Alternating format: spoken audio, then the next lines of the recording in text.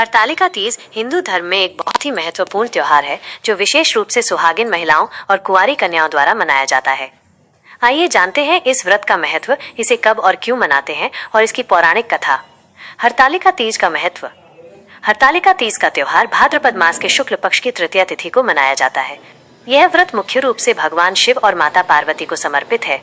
इस व्रत को करने वाली महिलाएं अपने पति की लंबी उम्र, अच्छी सेहत और सुख समृद्धि के लिए प्रार्थना करती हैं। वहीं कुंवारी कन्याएं मनचाहा वर पाने के लिए ये व्रत रखती हैं। इस व्रत को निर्जला व्रत माना जाता है, जिसमें व्रत करने वाली महिलाएं पूरे दिन और पूरी रात बिना कुछ खाए पिए रहती हैं। इसमें रात्रि जागरण और भगवान शिव पार्वती की पूजा का विशेष महत्व है। हरतालिका तीज क्यों मनाई जाती है?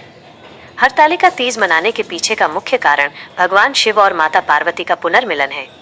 माना जाता है कि इसी दिन माता पार्वती ने कठोर तपस्या करके भगवान शिव को अपने पति के रूप में प्राप्त किया था। हरतालिका शब्द दो शब्दों से मिलकर बना है, हरत और आलिका। हरत का अर्थ है हरण करना और आलिका का अर्थ है सहेली। पौराणिक कथा के अनुसार माता पार्वती की सहेलियां उन्हें उनके पिता के घर से हरण करके घने जंगल में ले गई थीं, ताकि उनके पिता उनका विवाह भगवान विष्णु से न करवा पाएं।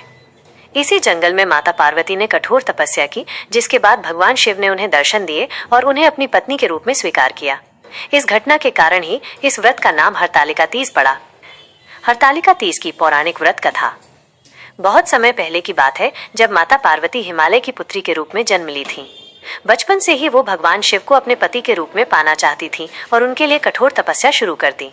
उन्होंने न कुछ खाया न कुछ पिया और सिर्फ हवा और सूखे पत्ते खाकर अपनी तपस्या जारी रखी। एक दिन माता पार्वती की इस कठोर तपस्या से उनके पिता हिमालय बहुत दुखी हुए। उसी समय नारद मुनि उनके पास आए और भगवान विष्णु का प्रस्ताव लेकर आए।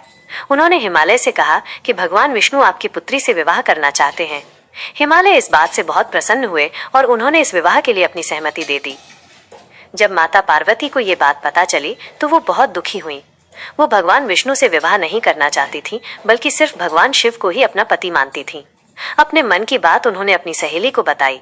तब उनकी सहेली ने उन्हें सलाह दी कि वो उनके साथ घने जंगल में जाकर छिप जाएं, ताकि उनके पिता उनका विवाह जबरदस्ती किसी और से न करवा पाए। माता पार्वती अपनी सहेली की बात मानकर एक घने जंगल में चली गई।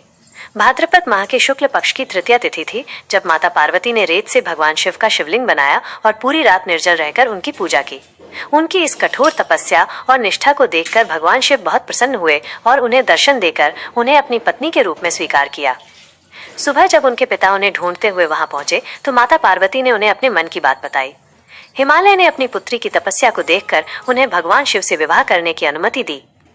इस तरह हरतालिका तीज का व्रत ये सिखाता है कि अगर मन में सच्ची श्रद्धा और निष्ठा हो तो भगवान भी आपकी मनोकामना पूरी करते हैं।